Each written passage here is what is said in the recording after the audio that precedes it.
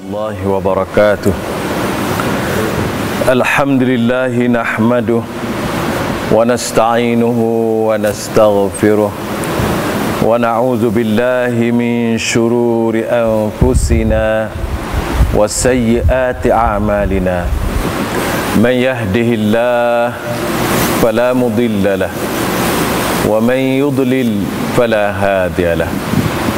Asyhadu an la ilaha illallah wahdahu la syarika lah wa asyhadu anna Muhammadan abduhu wa rasuluh sallallahu alaihi wa ala alihi wa ashabihi wa man tabi'ahu wa nasarah wa salaka tariqahu wa istanna bisunnatihi wa man ihtada bihudah wa man da'a bida'watihi ila yaumiddin.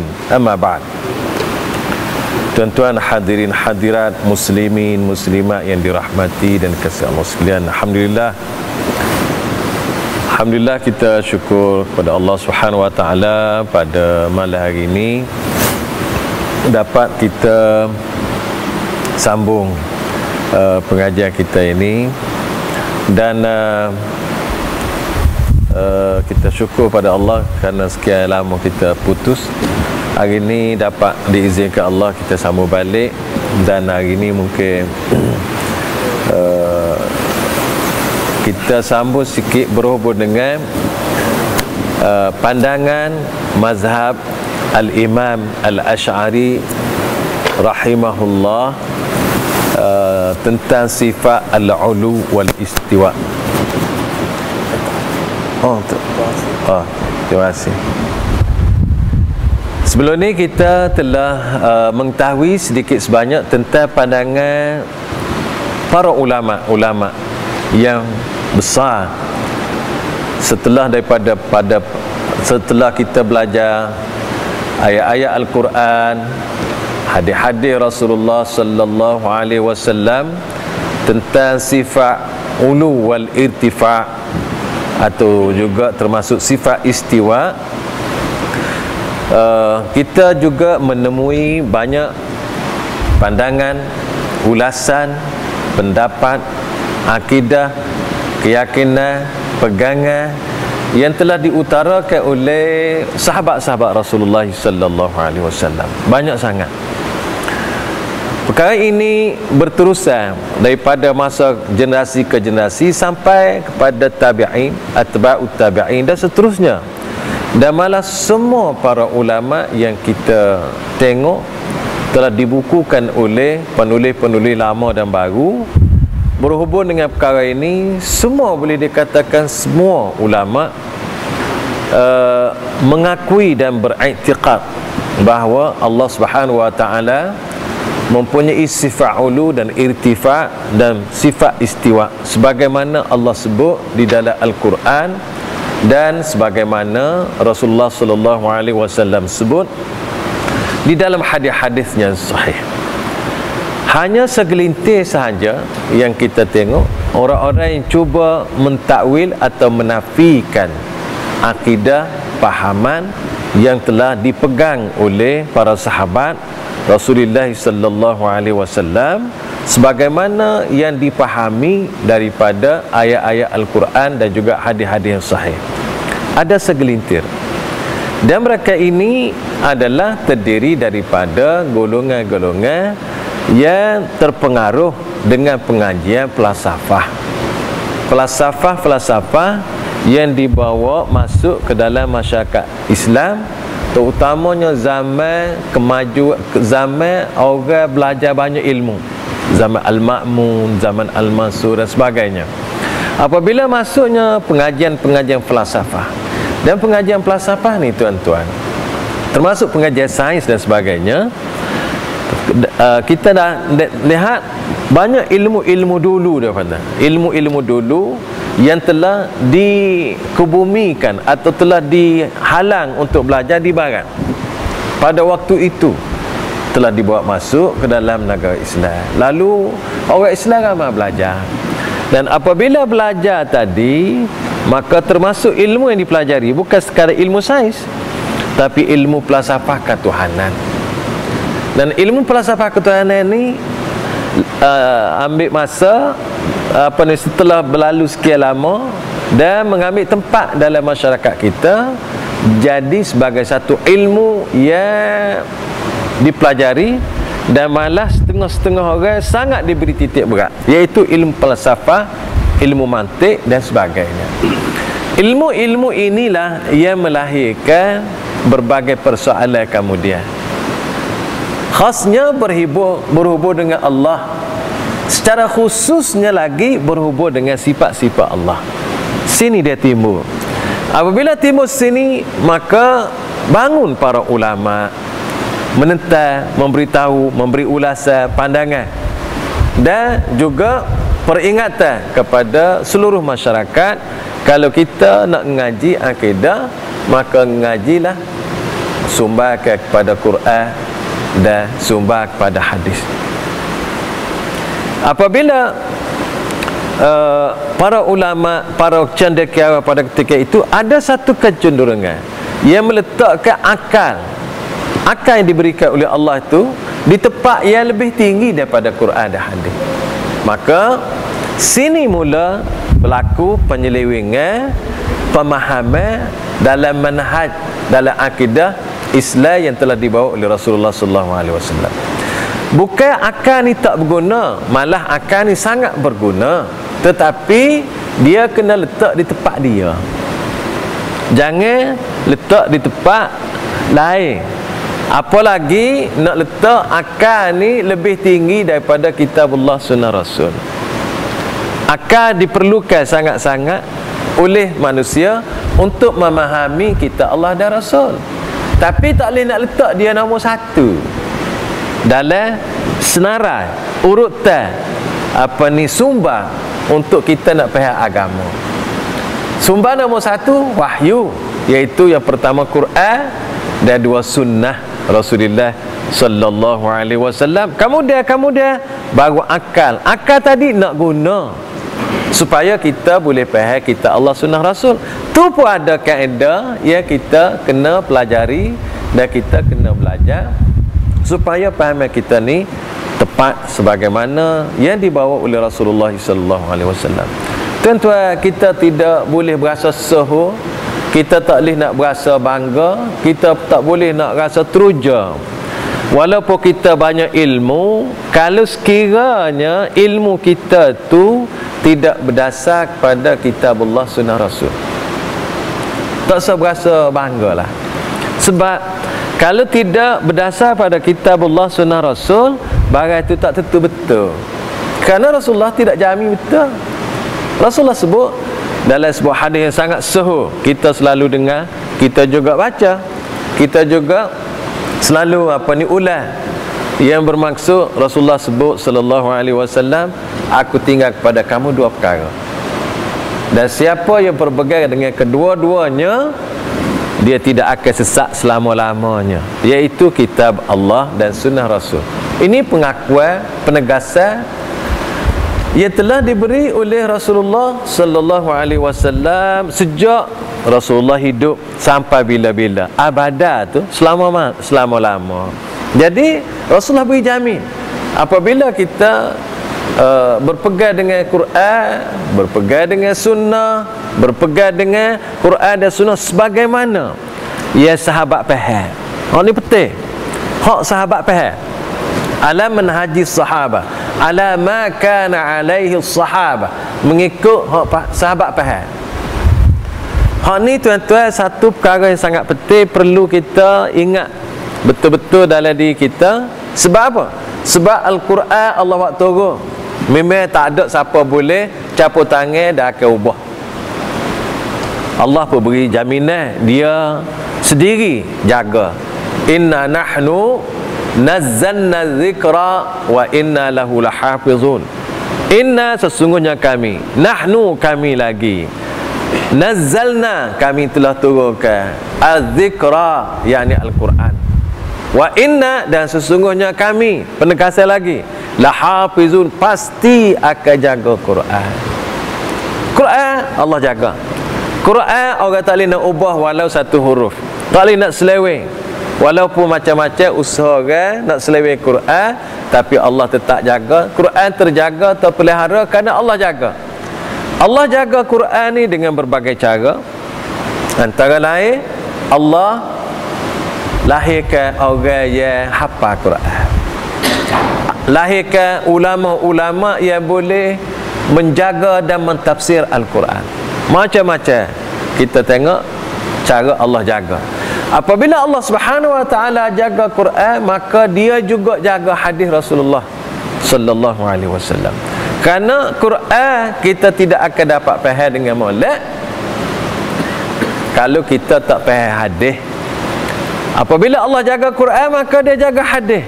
Kalau Allah jaga Quran dengan melahirkan para hufaz, ulama-ulama mahiri dengan Al-Quran, ulama-ulama tafsir yang terbesar terbilang sejak dulu sampai ke lelan, sampai ke bila-bila, para ulama lahir sama, muncul sama, mengajar, mengarang, menulis dan sebagainya. Begitu juga Allah jaga hadis Rasulullah dengan melahirnya orang-orang yang hafiz, orang-orang jaga hadis, orang yang reti hadis, orang yang boleh ngajar hadis, orang yang boleh tahu hadis yang sahih, hadis yang dhaif.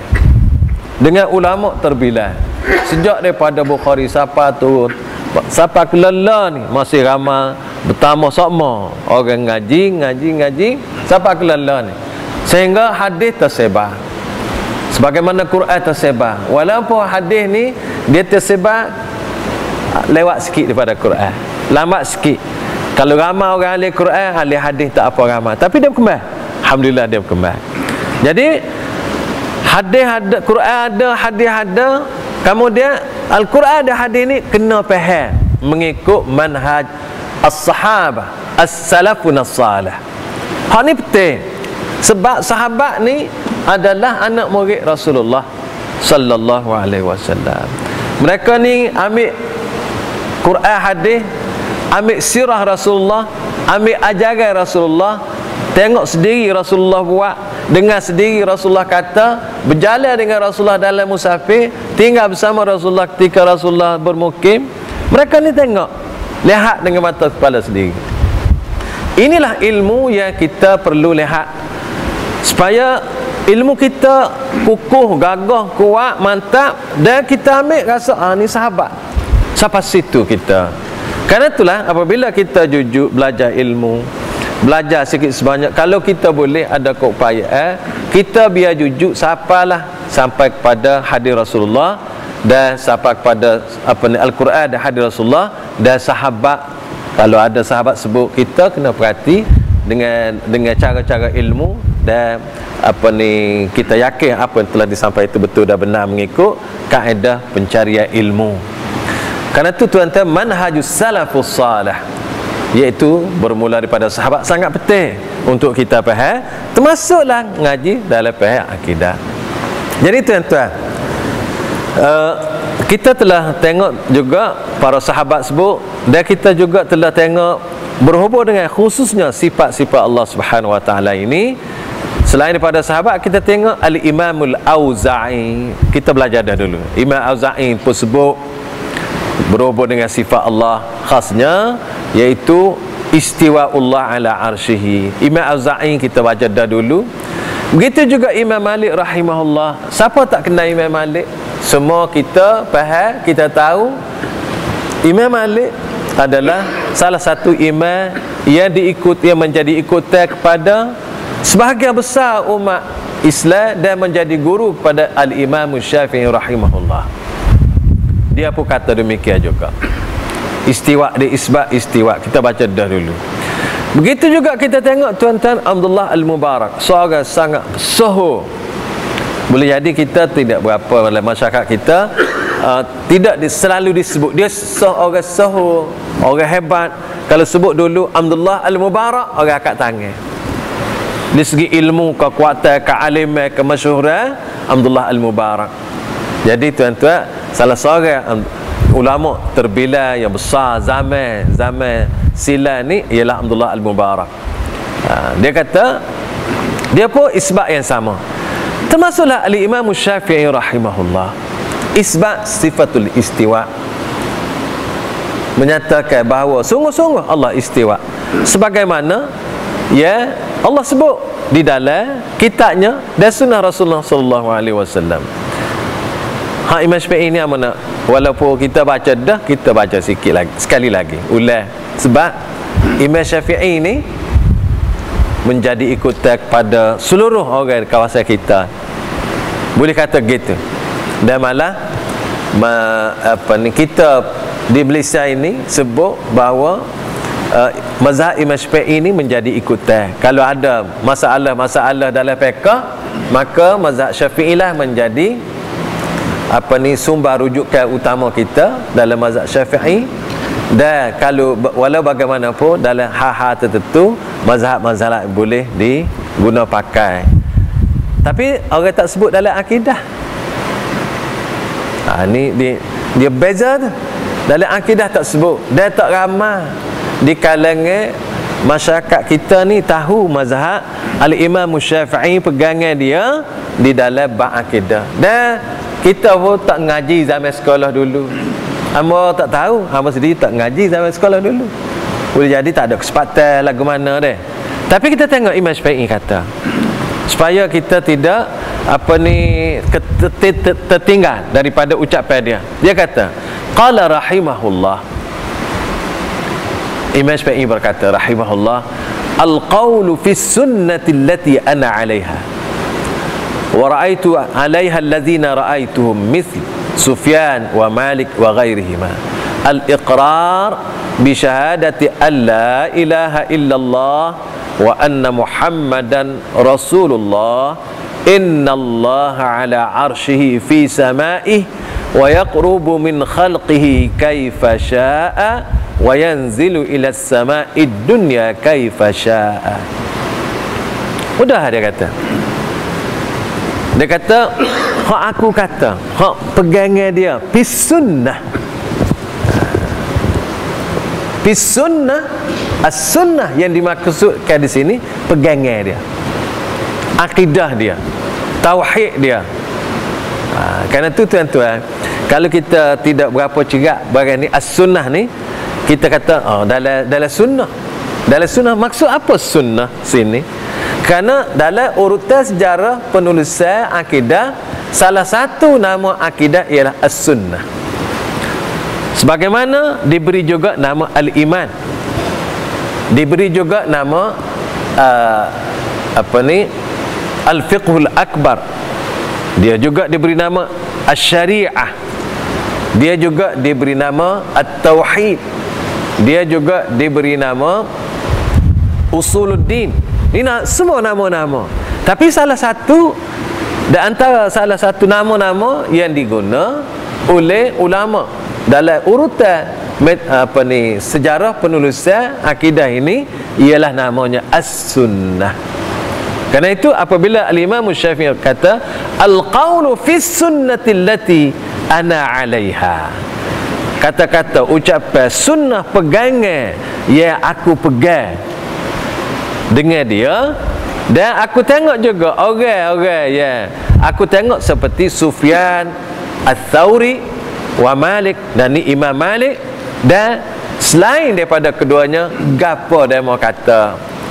Hak amo nak kata ni supaya dia mau tu kata, iaitu al-iqrar, berikrar alla ilaha illallah, tidak ada Tuhan yang berhak disembah dengan sebenar-benarnya melainkan Allah, wa anna Muhammadan Rasulullah, dan Muhammad adalah Rasul Allah.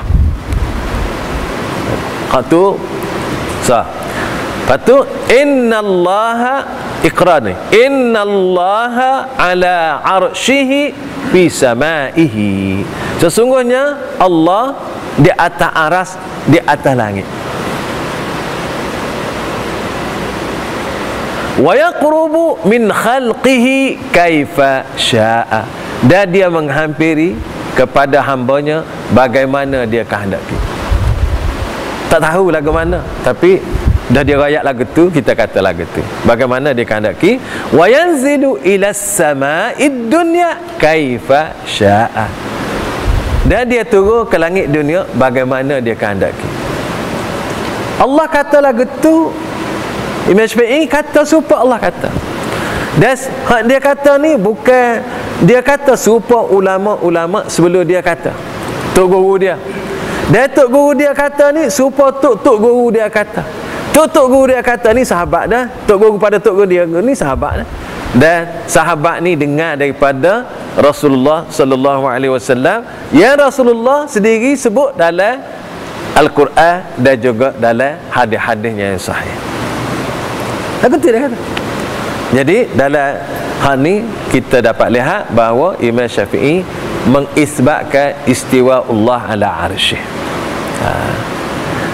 Adapun cara bagaimana dia kata kaifa syaa, hak ni bagaimana Allah nak tu, cara tu tak boleh tanya. Sebab Allah tak rakyat, Allah tak cerita. Apabila Allah tak cerita, tak boleh nak rakyat kita. Mudah. Baik. Kalau kita berpindah kepada daripada Imam Syafi'i kepada anak murid dia, Imam Ahmad. Imam Ahmad dia orang kenal dengan Imam Ahlus Sunnah. Imam Syafi'i pun Imam Ahlus Sunnah juga. Bapa orang tak kata Imam Syafi'i Imam Ahlus Sunnah. Tak ada gelaran masa dia. Sebab cabaran zaman Imam Syafi'i itu belum ada. Serupa berlaku cabaran pada zaman Imam Ahmad. Imam Ahmad zaman Imam Syafi'i, walaupun cabaran ni tidak kuat, ada dah cabaran. Kerana itu cabaran hak besar juga selain daripada dalam masalah fiqh, ialah masalah akidah.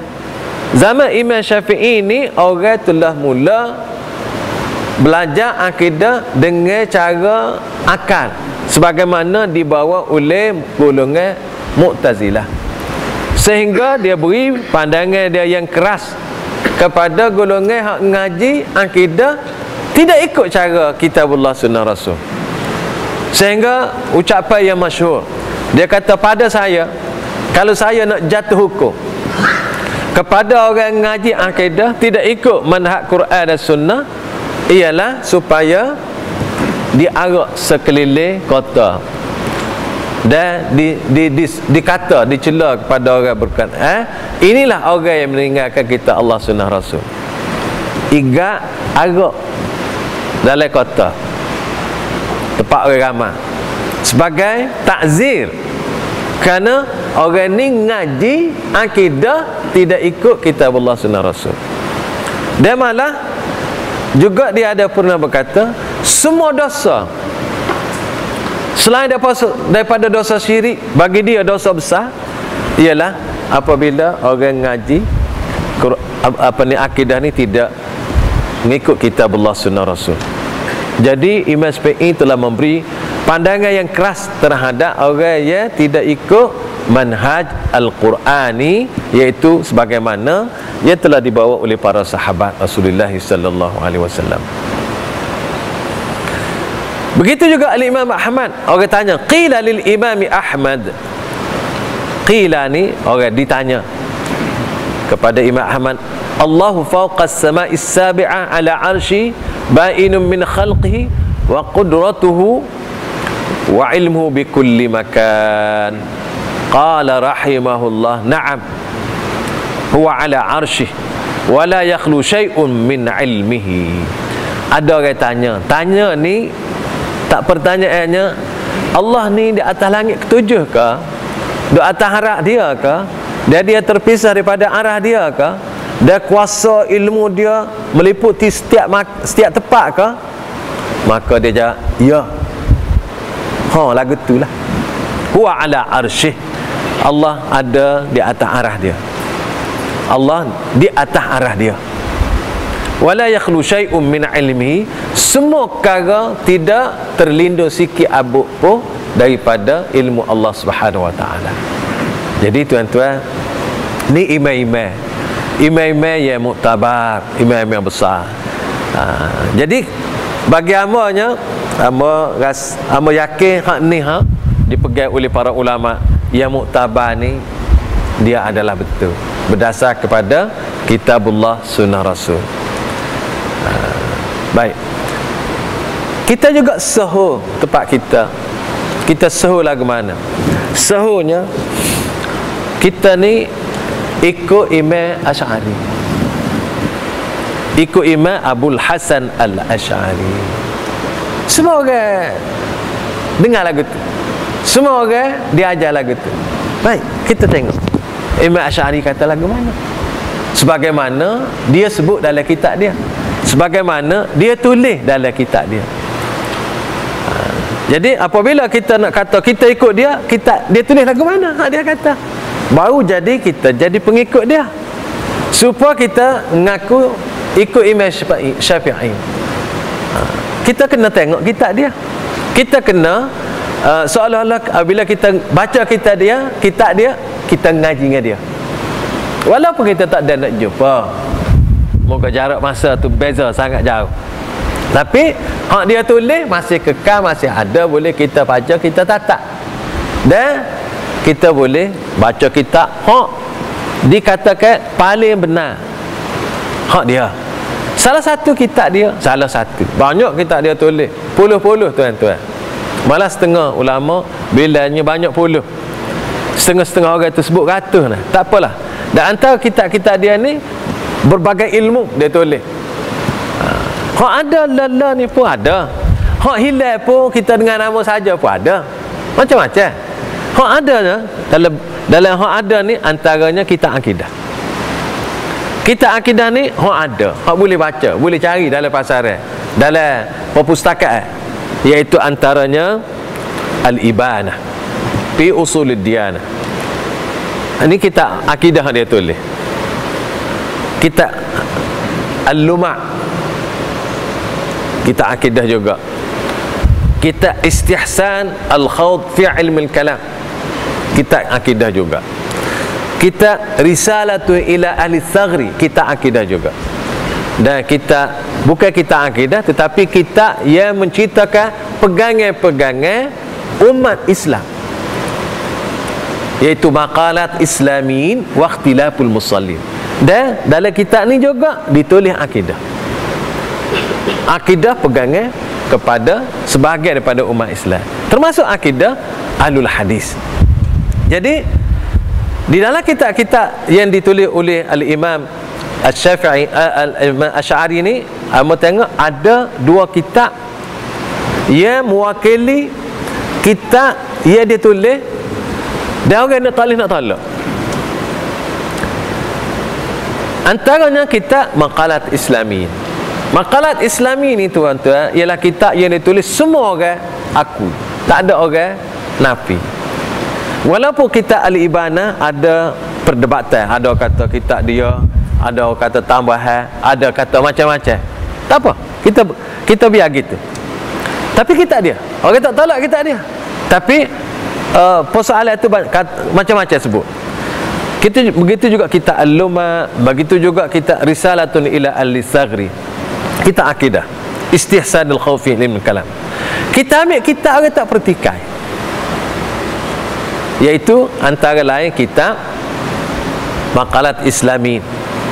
Kitab Maqalat Islami ini kalau kita bandingkan pula dengan kitab Al-Ibanah, serupa. Itu di segi, kalau kita ngaji di segi mencari, buat kajian lah, kita dapat serupa, cuma beza sikit-sikit.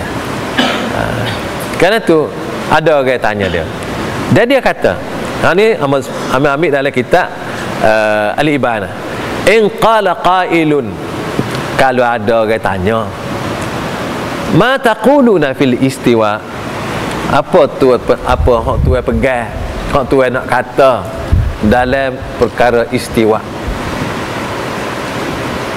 Hak tu dia buat soalan, dia nak jawab. Dia buat soalan dalam kitab dia tu ni, lepas tu dia jawab. Qila lahu, jawab gini, kata lagu ni, jawab padanya, naqul, hak kami kata. Naqul tu idealah kata, innallaha azza wa jal yastawi ala arsyihi kama qal ar-rahmanu ala al-arsy istawa. Kami, kalau orang tanya lagu tu, kami jawab. Nak jawab lagu mana? Jawabnya Allah azza wa jal istiwa atas arah sebagaimana dia kata. Dia kata lagu mana? Allah kata, Allah berfirman, Ar-Rahmanu 'alal 'arsy istawa. Ini dalam surah Taha ayat 5. Allah Ar-Rahman berada 'alal 'arsy. Istawa 'alal 'arsy. Kalau kita tanya lagu tu, hang jawab lagu tu. Lagu mana? Lagu Allah kata. Tak ada lagu-lagu lain. Supaya Allah kata lagu tu. Ini cara ngaji. Pasal apa dia kata lagu ni? Sebab manhaj. Mana kita ambil nak kutip manhaj dia ni? Orang kata kacak manhaj mana?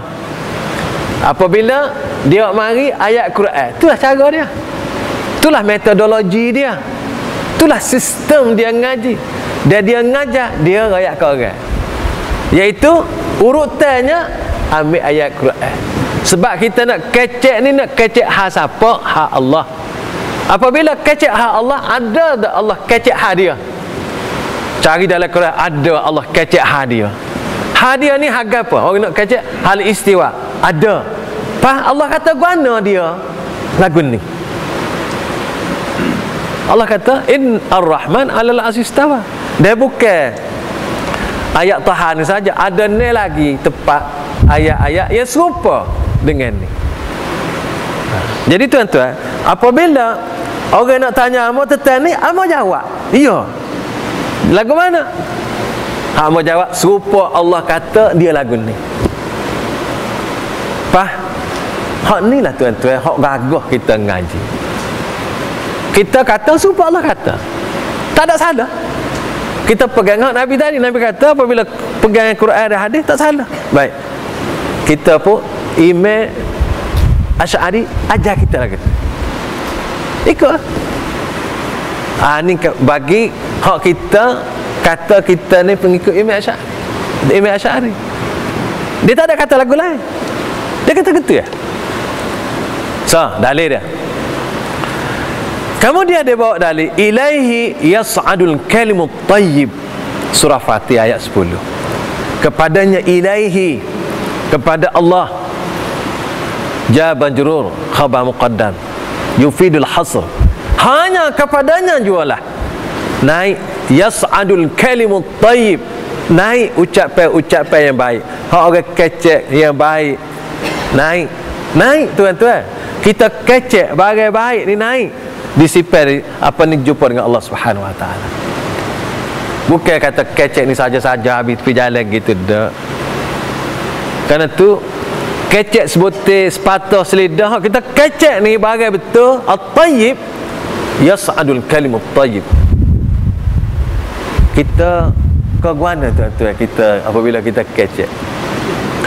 Kita tahu, alhamdulillah kita ramai kita tahu bahawa hak kita kecek sehari tengah hari ni Allah tulis, malaikat catat.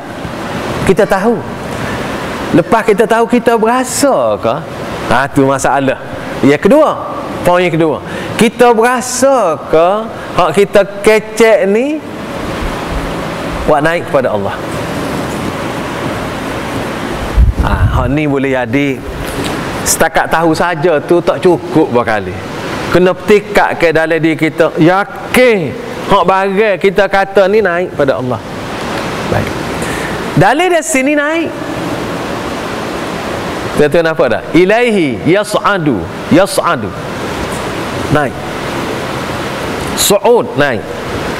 Naik pada Allah. Ilaihi jama juru khabar naik kepadanya, naik. Ni ayat ni dia mari sini dalil bahawa Allah ada di atas. Moga naik al-kalimut thayyib. Baik. Kemudian dia mari dalam surah An-Nisa ayat 185. Bal rafa'ahu Allahu ilaihi. Ini berhubung dengan Nabi Isa alaihissalam. Bahkan Allah angkat Nabi Isa kepadanya, iaitu ke langit. Semua orang baca hadis Isra Mi'raj, tentu dah Nabi ni naik ke langit. Amo rasa sini tak ada orang Nabi ni naik ke langit. Naik ke langit siapa? Langit yang ketujuh, di Sidratul Muntaha. Lepas tu Jibril tak pergi. Lepas Nabi pergi seorang, tunggu tak ada, Allah tak tahu duk mana juga. Ini pelik kan. Amo perhati apabila ke situ tak saya kata lah.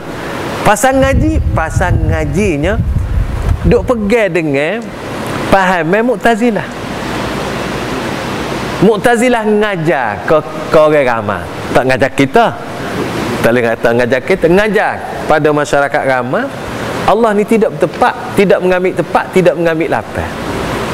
Tidak kiri, tidak kanan, tidak depan, tidak belakang, tidak atas, tidak bawah.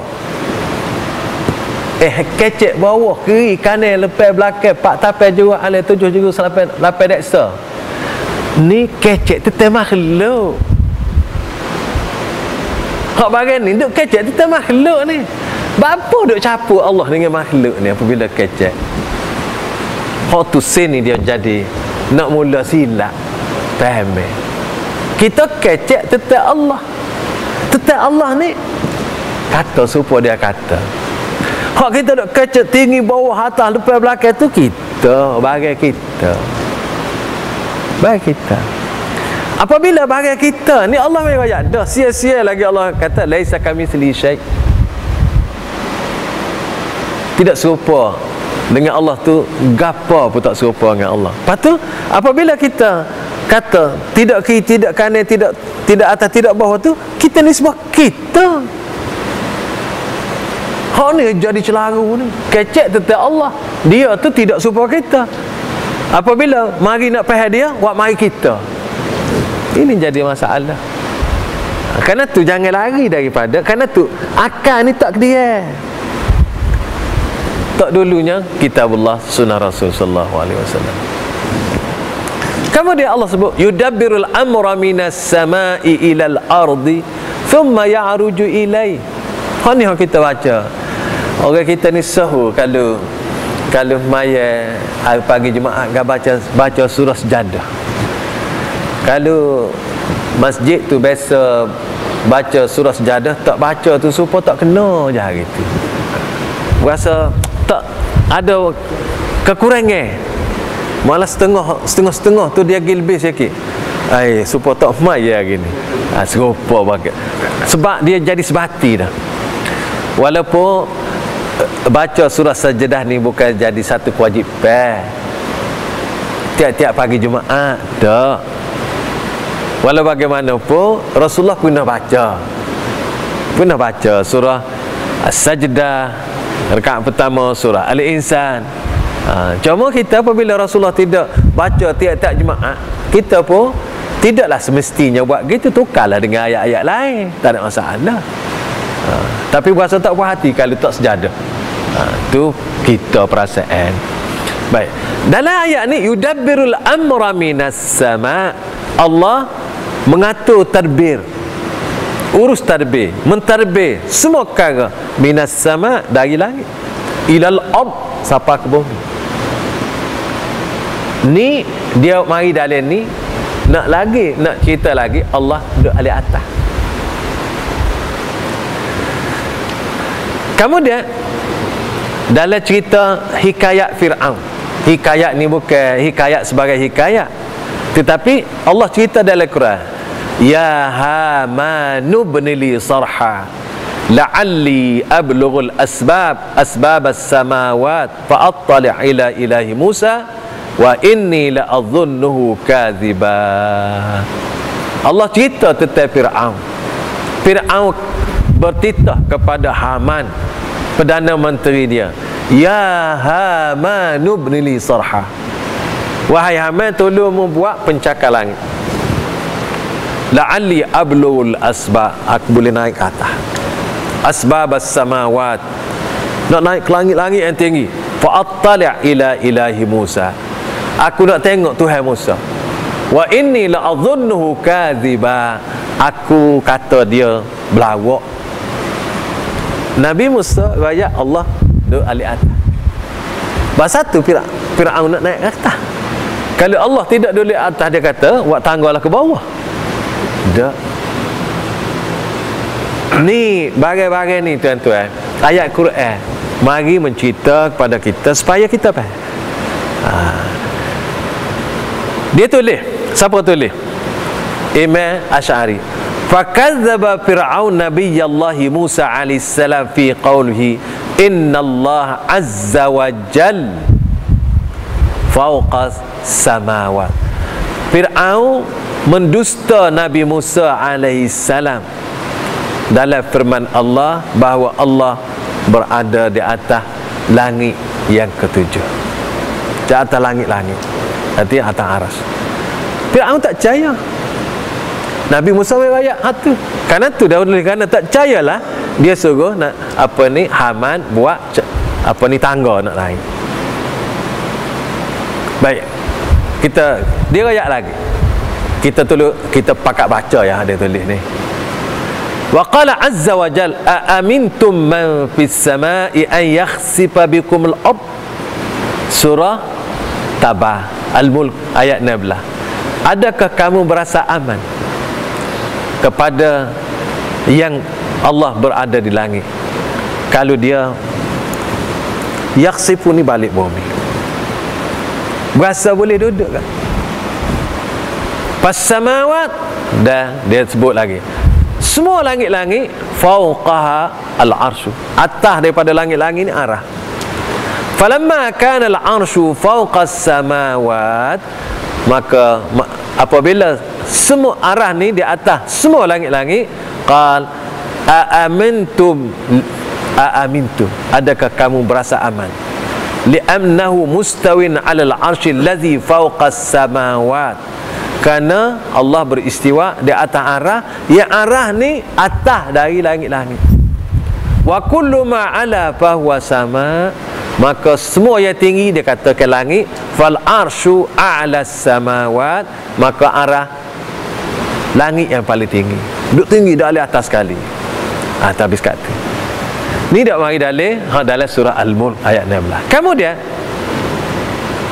dia royak di segi dalil akal. Lepas royak dalil nakli, dia buat mari dalil akal. Akal nak mikir lagu mana. Dia kata wa ra'ainal muslimina jami'an yarfa'una aydiyahum idza da'u nahwa as-sama'i li'anna Allah azza wa jal mustawin 'ala al-'arsy alladhi huwa fawqa as-samawat falawla anna Allah azza wa jalla 'ala al-'arsy lam yarfa'u aydiyahum nahwa al-'arsy kama la yahuttunaha idza da'u ila al-ard. Dia kata kita semua orang Islam akak tangan, kami lihat semua orang Islam akak tangan mereka ketika apabila mereka berdoa ke arah langit. Semua akak gitu. Semua orang akak tangan lagu tu. Dia kata kita tengok bapa akak tangan lagu tu. Dia kata li'anna Allah, kana Allah azza wa jal mustawin 'alal 'arsy, kerana Allah ada istiwa ala di atas arah. Dia arah ni atas daripada langit-langit. Kalaulah sekiranya Allah Subhanahu wa taala tidak atas arah, maka sudah tentu orang yang berdoa semua tidak akak tangan dia ke arah langit. Tidak tak ada tangan gitu. Sebagaimana mereka tidak buat gitu, buatlah ke bawah gitu. Nah, ada kau kata ada gitu? Tak ada orang tak ada gitu. Tak adalah ke bawah. Ini satu akal. Akalnya boleh mikirnya bapa orang akak tangan tak ada ke langit. Kalau Allah tidak duduk alik atas arah dia kata. Dan kalau bapa orang tak buat gitu, sebab Allah tidak duduk tempat tu. Ni di segi perasaan orang dengan sendiri. Baik. Tuan-tuan, kalau orang berasa susah, dia tengok alah kuana. Tidak tengoklah ke atas kan? Tengoklah ke atas. Rasulullah sallallahu alaihi wasallam. Ini hak tambahan sikit lagi. Rasulullah sallallahu alaihi wasallam apabila dia berada di pada Arafah, dia menyampaikan khutbah di Hajjatul Wada', haji perpisah kita panggil, diterjemah pisah. Setelah dia kata, dia sebut-sebut, dia kata,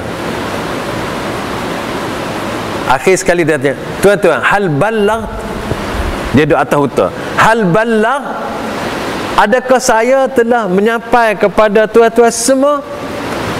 Qalu, jawab semua sahabat, bala ya Rasulullah, ya wahai Rasulullah, engkau telah menyampai. Rasulullah kata, Allahumma fashhad, dia angkat tangan, Allahumma fashhad, dia angkat tangan, dia angkat tangan tunjuk lagi. Kerana tu tuan-tuan, ini sebagai juga banyak dalil. Baik, Amo sebut tadi, Amo duk tengok ada orang susun satu buku berhubung dengan istiwa. Buku dua juzuk. Dia kumpul para pendapat para ulama dari seluruh pengajian. Dia ambil pengajian akidah, pengajian tafsir, pengajian hadis, pengajian tasawuf. Dia semua dalam bidang pengajian Islam. Semuanya isbat, semuanya menulis Allah alal arsy. Hanya kata-kata, kena cakap mana? Kata-kata ialah golongan-golongan ahli kalam. Itu saja yang mentakwil. Hal lain semua carilah ahli tafsir yang tidak terlibat dengan ahli kalam, semuanya kata Allah alal arsy. Hak terlibat dengan apa ni ahlul kalam, hak ni je kata yang mentakwil. Kerana tu tuan-tuan, apabila ahlul kalam tadi ialah golongan yang mempelajari akidah dengan metodologi akal. Baik, itu sedikit maklumat yang saya dapat kongsi tuan-tuan. Baik tuan-tuan, setelah kita belajar lebih kurang berhubung dengan beriman dengan Allah, termasuklah berhubung dengan beriman dengan Allah ni, beriman dengan Allah ada, beriman dengan Allah lah yang buat segala-gala makhluk ni, dan beriman dengan Allah, beriman taat ke dia.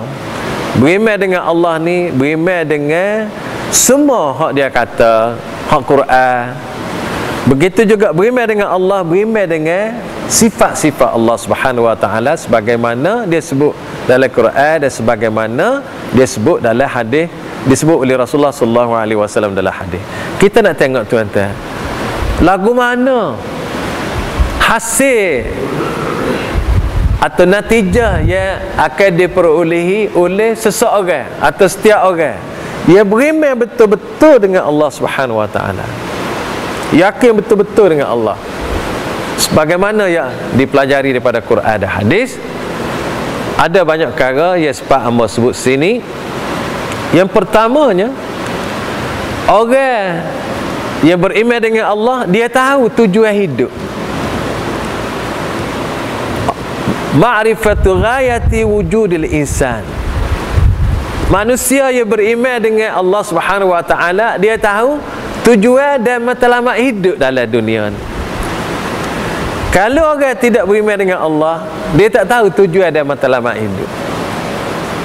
Itulah alhamdulillah tuan-tuan, kita bersyukur pada Allah Subhanahu wa taala kerana kita diberi Islam, diberi iman, diberi hidayah oleh Allah. Kita tahu tujuan dan matlamat hidup atas muka bumi buat sementara kita hidup ni.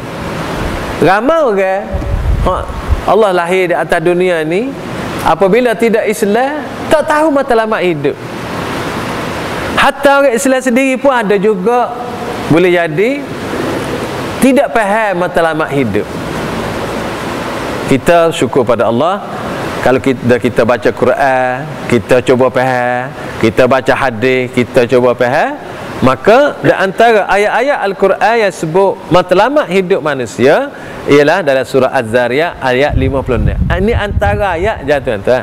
Banyak lagi ayat lain, iaitu Allah sebut wa ma khalaqtul jinna wal insa illa liya'budun, dan aku tidak menciptakan jin dan manusia melainkan supaya mereka menjadi mengabdi kepadaku, jadi hamba aku. Jadi kalau kita duduk atas dunia ni, kita faham hakikat ini, maka itulah hasil kita beriman dengan Allah. Hasilnya kita, apabila kita tahu tujuan dan matlamat hidup kita, maka kita tidak akan lari atau menyimpan daripada landasan hak Allah tentukan, hak Nabi ajar. Dan orang yang tidak tahu benda ni, tuan-tuan, dia tak tahu dia buat apa mari ke dunia. Mari ke dunia nak buat gapo dia tak tahu. Dan apabila tak tahu nak mari buat gapo, lepas ni, lepas mati, dia akan berlaku gapo ke dia, mana sudahnya dia tidak tahu. Karena itulah Allah Subhanahu wa taala sebut allazina kafaru yatamatta'un. Orang yang kufur dengan Allah, dia duduk atas dunia nak sedap-sedap. Dan Allah sebut kalau dia makan minum pun tidak lebih, tidak kurang daripada supah hayawan. Kama ta'kulul an'am wan naru mathwal lahum. Makan minum sebagaimana haiwan, tak ada nilai. Kalau nak kata makan, mari ke dunia nak makan nak minum, maka makhluk lain yang bernama hayawan makan minum juga tu. Kalau kata nak berzuriat, hayawan pun berzuriat juga. Serupa je kayak lagu tu kan. Tak ada beza lagu mana. Namun orang Islam dia ada ilmu, ada kepahaman, panduan daripada Allah. Tujuan hidup atas dunia ni adalah untuk memperhambakan diri kepada Allah Subhanahu wa taala. So, yang keduanya, tuan-tuan, kita dapat merasai hidayah kembali kepada fitrah. Manusia yang dicipta oleh Allah Subhanahu wa taala ni, tuan-tuan, dia kadang-kadang dia hilang jati diri, hilang jiwa, tak tahu ke mana. Kerana itulah tak kira sama ada remaja ke orang dewasa ke, apabila tidak beriman, tidak akan dapat kembali kepada fitrah. Fitrah ni suci bersih, fitrah ni comel, perangai sangat murni. Ya Allah lengkapkan dalam diri setiap orang comel, tuan-tuan. Nak hak baik je, nak hak comel je. Namun kadang-kadang fitrah tadi akan cemar, akan rusak dengan sebab sekitar tadi, sama ada bapa, jiran tetangga, kawan taulan, masyarakat dan negara. Fitrah ni yang buat rusak. Dan dunia sekali lah ni, fitrah ni hak bersih comel tu, dia mari elemen-elemen tadi jadi buruk, jadi rusak. Karena tu kalau kita tengok dalam masyarakat kita macam-macam apa ni hak muncul dalam masyarakat kita, kau sari kau banyak, kerana hilangnya sifat fitrah. Ilmu banyak, tuan-tuan, tidak dapat selesai iman, tidak selesai jiwa manusia. Ilmu pengetahuan hebat, falsafah yang tinggi, tak dapat selesai jiwa manusia tanpa iman. Kerana tu berapa ramai orang yang cerdik pandai, ngaji tinggi, apabila tak ada iman, kosong. Berapa ramai ahli fikir yang tak ada iman, akhirnya gagal dalam hidup. Macam-macam. Kerana itulah orang yang beriman, tuan-tuan, walaupun ilmu tidak banyak, ngaji tidak tinggi, kedudukannya tidak besar dan tidak disanjung oleh siapa-siapa, tapi dia ada fitrah, ada iman, dia bahagia dengan Allah Subhanahu wa taala, pemberian dia. Karena tu Allah Subhanahu wa taala sebut di dalam surah yang kita baca ni, fa'aqim wajhaka lid-dini hanifa fitratallahi allati fatara an-nasa 'alaiha la tabdila li khalqillah dzalika ad-dinul qayyim walakinna aktsaran nasi la ya'lamun. Maksudnya ni surah Az-Zumar, ya, surah Az-Zumar ayat 30. Maka hadapkanlah wajahmu dengan lurus kepada agama Allah. Tetaplah atas fitrah yang Allah tentukan dan yang cipta manusia menurut fitrah itu. Tidak ada perubahan pada fitrah Allah. Itulah agama yang lurus, tetapi kebanyakan manusia tidak mengetahui. Dia sebut sini fitrah Allah, maksudnya ciptaan Allah. Manusia diciptakan Allah mempunyai naluri beragama, iaitu agama tauhid. Kalau ada manusia tidak beragama tauhid, maka hal itu tidaklah wajar. Mereka tidak beragama tauhid itu hanyalah lantaran pengaruh lingkungan. Betul tuan-tuan.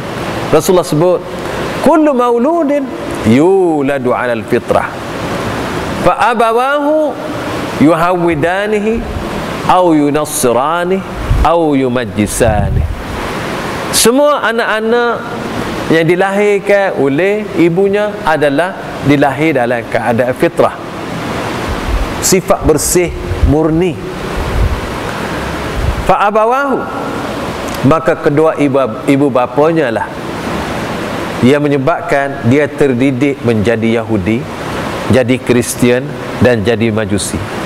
Rasulullah sebut 3 agama besar yang menjadi anutan di sekeliling masyarakat pada ketika itu dan juga masalah ni, iaitu agama ahlu kitab dan agama bukan ahlu kitab. Agama Yahudi dan Kristian ialah agama ahlu kitab, yang mereka ni asal-usulnya ada kitab, orang yang ada kitab. Kerana itu dia kata ahlu kitab, iaitu kitab Taurat dan Injil, Zabur. Dan golongan Majusi, iaitu agama sembahan yang dicipta oleh manusia, yang tidak ada hubung kait dengan agama yang diturunkan oleh Allah. Majusi mewakili agama-agama lain. Kerana itu semua orang dilahir atas fitrah, yakni Islam, suci, bersih, murni. Maka faktor sekeliling, terutamanya ibu bapa, yang mempengaruhi anak-anak tersebut. Kerana itulah tuan-tuan, fitrah ni adalah satu sifat yang Allah cipta manusia di atas Islam.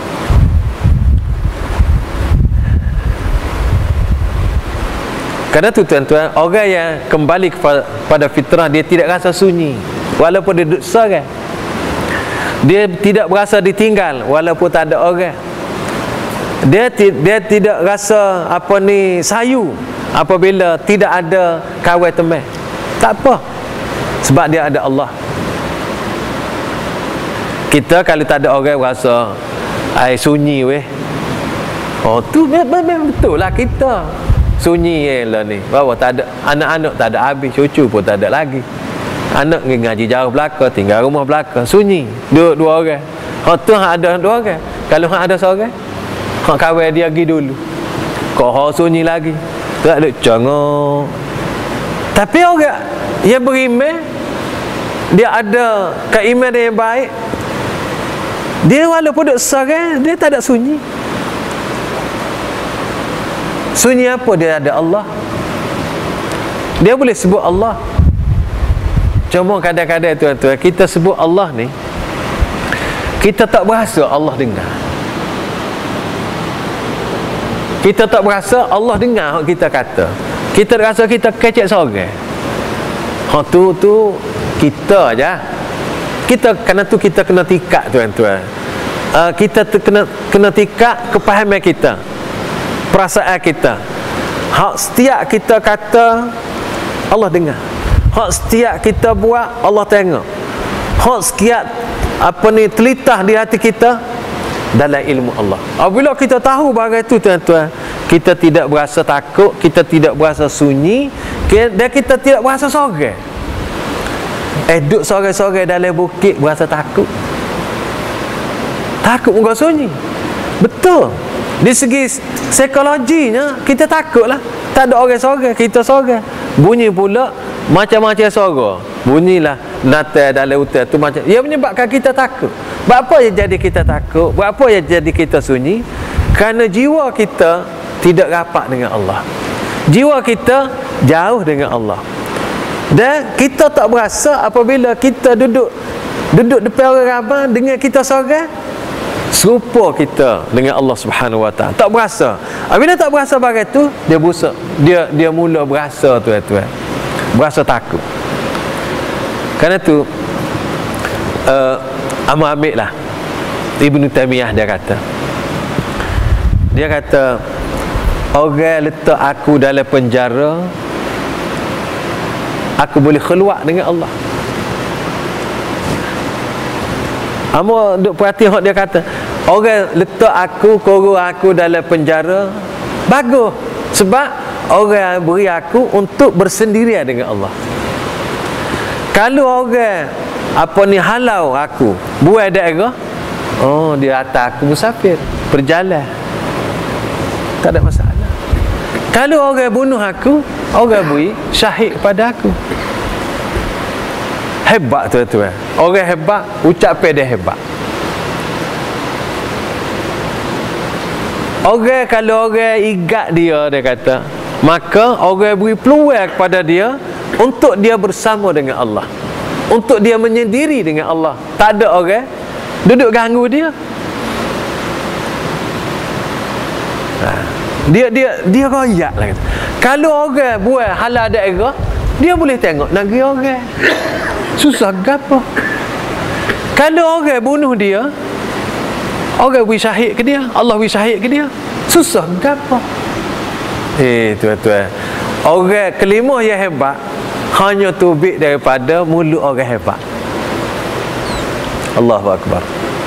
Kalau orang tak hebat apa kita ni, tubik tak, orang tak jadi hebat. Kerana tu orang tak ingat apa kita kata. Sebab kita orang tak ada muka, tak ada nilai di sisi Allah. Hak orang ada nilai di sisi Allah, hak dia kata orang boleh jadi renungan siapa ke panjang masa. Kita tak pernah kenal Imam Syafi'i, Abu Hanifah, Imam Ahmad, tapi hak dia tak pernah kenal pun. Kalau sebut dia tu, kita berasa hormat, berasa hebat. Apa tu? Kerana Allah beri ke dia. Hak ni kata barakah dia. Hak ni kata karamah dia, kemuliaan dia. Mulianya orang ni bukan jalan atas air.